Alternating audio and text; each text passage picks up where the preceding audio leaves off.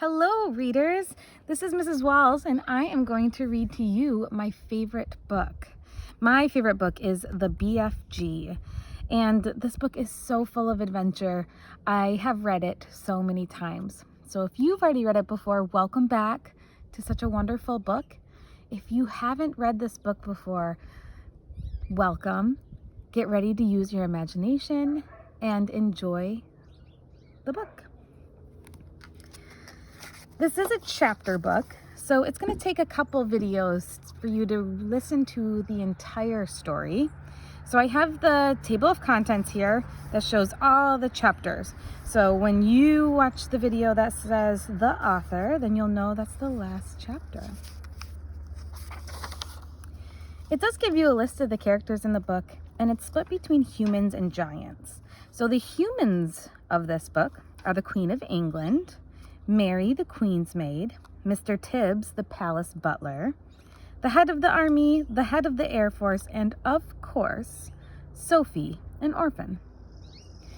The giants in this book are the flesh lump eater, the bone cruncher, the man hugger, child chewer, the meat dripper, the gizzard gulper, the maid masher, the blood bottler, the butcher boy, and of course, the BFG. The witching hour. Sophie couldn't sleep. A brilliant moonbeam was slanting through a gap in the curtains. It was shining right on her pillow. The other children in the dormitory had been asleep for hours. Sophie closed her eyes and lay quite still. She tried very hard to doze off. It was no good. The moonbeam was like a silver blade slicing through the room onto her face. The house was absolutely silent. No voices came up from downstairs. There were no footsteps on the floor above either. The window behind the curtain was wide open. But nobody was talking on the pavement outside. No cars went by on the street. Not the tiniest sound could be heard anywhere. Sophie had never known such a silence. Perhaps, she told herself, this is what they called the witching hour. The witching hour, somebody had once whispered to her, was a special moment in the middle of the night when every child and every grown-up was in a deep, deep sleep. All the dark things came out from hiding and had the world to themselves. The moonbeam was brighter than ever on Sophie's pillow. She decided to get out of bed and close the gap in the curtains. You got punished if you were caught out of bed after late night out. Even if you had to go to the lavatory, that was not accepted as an excuse. They punished you just the same. But there was no one about now. Sophie was sure about that. She reached out for her glasses that lay on the chair beside her bed. They had steel rims and very thick lenses, and she could hardly see a thing without them. She put them on and slipped out of bed and tiptoed to the window. When she reached the curtains, Sophie hesitated. She longed to duck underneath them and lean out of the window to see what the world looked like now that the witching hour was at hand. She listened again. Everywhere it was deathly still. The longing to look out became so strong she couldn't resist it. Quickly, she ducked under the curtains and leaned out of the window. In the silvery moonlight, the village street she knew so well seemed completely different. The houses looked bent and crooked, the houses in the fairy tale. Everything was pale and ghostly and milky white. Across the road she could see Mrs. Rance's shop. That's where you bought buttons and wool and bits of elastic. It didn't look real. There was something dim and misty about that too. Sophie allowed her eye to travel further and further down the street. Suddenly, she froze. There was something coming up the street on the opposite side. It was something black, something tall and black, something very tall and very black and very thin. Who? It wasn't a human. It couldn't be. It was 4 times as tall as the tallest human. It was so tall, its head was higher than the upstairs windows of the houses. Sophie opened her mouth to scream, but no sound came out. Her throat, like her whole body, was frozen with fright. This was the witching hour, all right. The tall black figure was coming her way. It was keeping very close to the houses across the street, hiding in the shadowy places where there was no moonlight. On and on it came, nearer and nearer. But it was moving in spurts. It would stop, and then it would move on, and then it would stop again. But what on earth was it doing? Aha! Sophie could see now what it was up to. It was stopping in front of each house. It would stop and peer into the upstairs windows of each house in the street. It actually had to bend down to peer into the upstairs window. That's how tall it was. It would stop and peer in, then it would slide onto the next house and stop again, peer in, and so on all along the street. It was much closer now, and Sophie could see it more clearly. Looking at it carefully, she decided it had to be some kind of person. Obviously, it was not a human, but it was definitely a person. A giant person, perhaps? Sophie stared hard across the misty moonlit street. The giant, if that's what we think he is, was wearing a long black coat. In one hand, he was holding what looked like a very long, thin trumpet. In the other hand, he held a large suitcase. The giant had stopped now right in front of Mr. and Mrs. Gahuchi's house. The Gahuchis had the green grocer shop in the middle of the high street, and the family lived above the shop. The two Gahuchi children slept in the upstairs front room.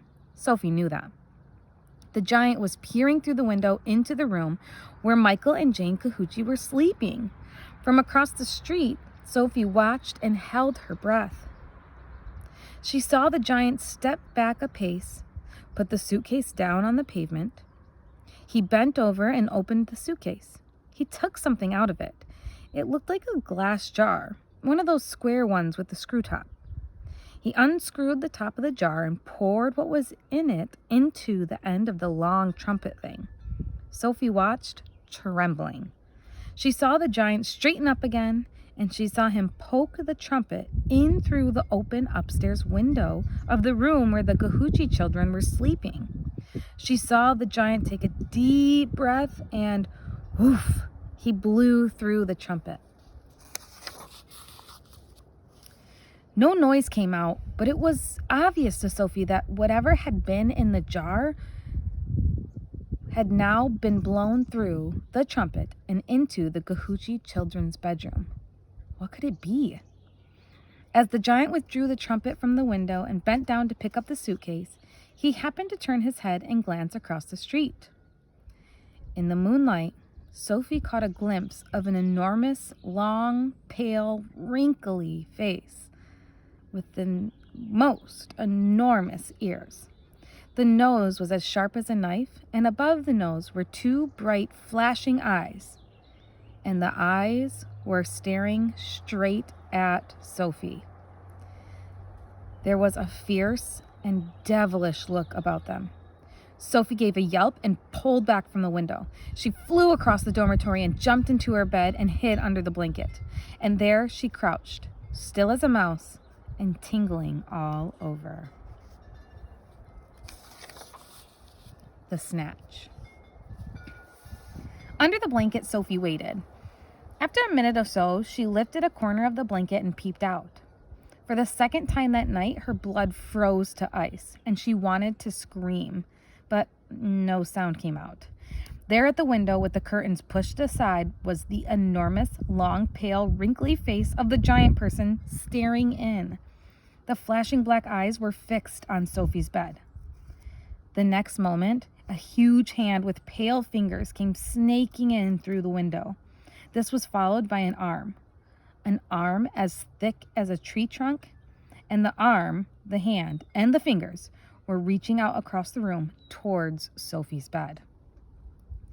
This time, Sophie really did scream, but only for a second, because very quickly, the huge hand clamped down over her blanket and her scream was smothered by the bedclothes.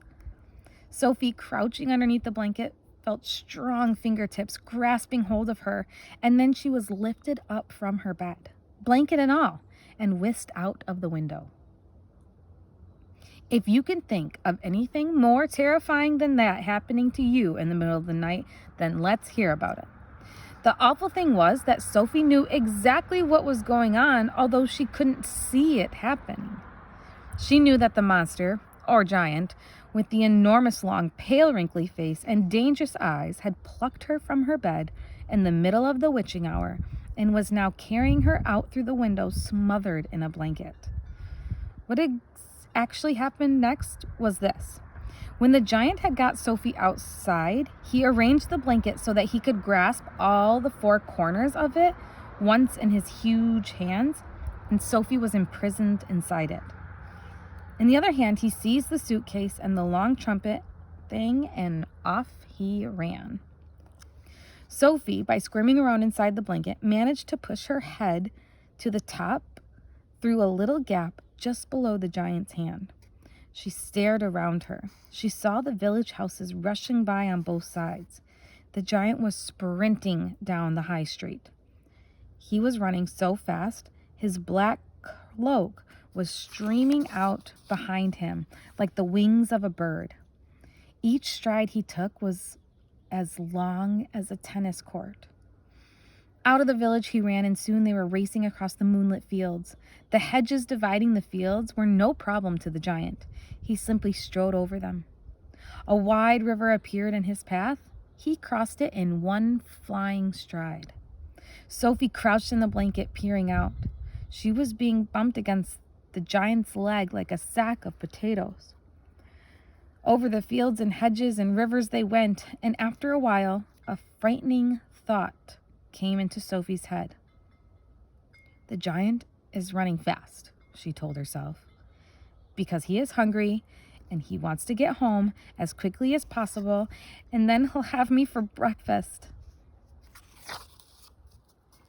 The cave.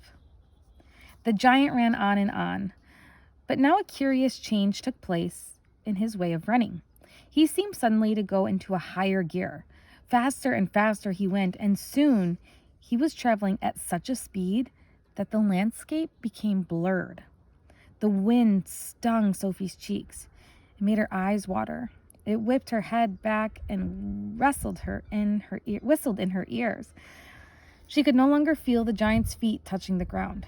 She had this weird sensation that they were flying. It was impossible to tell whether they were over land or sea. The giant had some sort of magic in his legs. The wind rushing against Sophie's face became so strong that she had to duck down again into the blanket to prevent her head from being blown away. Was it really possible that they were crossing oceans? It certainly felt that way to Sophie. She crouched in the blanket and listened to the howling of the wind. It went on for what seemed like hours. Then, all at once, the wind stopped its howling. The pace began to slow down. Sophie could feel the giant's feet pounding once again over the earth. She poked her head up out of the blanket to have a look. They were in a country of thick forests and rushing rivers. The giant had definitely slowed down and was now running more normally, although normally was a silly word to use to describe a galloping giant. He leapt over a dozen rivers. He went rattling through the great forest, then down into the valley and up over a range of hills as bare as concrete. And soon he was galloping over a desolate wasteland that was not quite of this earth. The ground was flat and pale yellow. Great lumps of blue rock were scattered around. The dead trees were everywhere like skeletons. The moon had long since disappeared now that dawn was breaking. Sophie, still peering out from the blanket, saw suddenly ahead of her a great range of mountains. The mountain was dark blue, and all around it the sky was gushing and glistening with light. Bits of pale gold were flying among delicate frosty white flakes of cloud, and over to one side of the rim of the morning sun was coming up, red as blood. Right beneath the mountain, the giant stopped. He was puffing mightily. His great chest was heaving in and out. He paused to catch his breath. Directly in front of them, lying against the side of the mountain, Sophie could see a massive round stone. It was as big as a house. The giant reached out and rolled the stone to one side as easily if it had been a football. And now, where the stone had been, there appeared a vast black hole. The hole was so large the giant didn't even need to duck his head to go in. He strode into the black hole, still carrying Sophie in one hand, the trumpet and suitcase in the other. As soon as he was inside, he stopped and turned and rolled the great stone back into place so that the entrance to his secret cave was completely hidden from the outside. Now that the entrance had been all sealed up, there was not a glint of light inside the cave. All was black. Sophie felt herself being lowered to the ground. Then the giant let go of the blanket completely. His footsteps moved away. Sophie sat there in the dark, shivering with fear. "He's getting ready to eat me," she told herself. "He will probably eat me raw, just as I am. Or perhaps he will boil me first. Or he'll have me fried.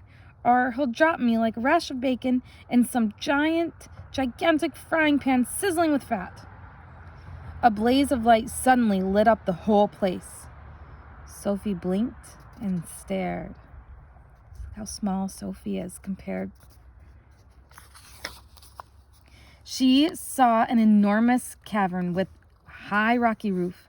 The walls on the other side were lined with shelves, and the shelves stood row upon row of glass jars. There were jars everywhere. They were piled up in the corners. They filled every nook and cranny of the cave. In the middle of the floor, there was a table 12 feet high and chairs to match. The giant took off his black cloak and hung it against the wall. Sophie saw that under the cloak he was wearing a sort of collarless shirt and dirty old leather waistcoat that didn't seem to have any buttons.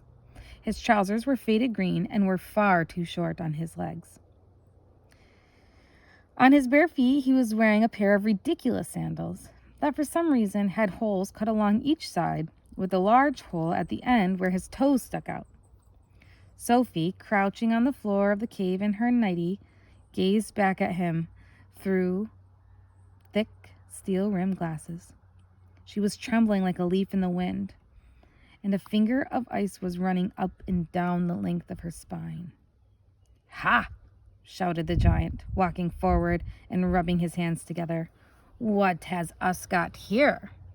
His booming voice rolled around the walls of the cave like a burst of thunder.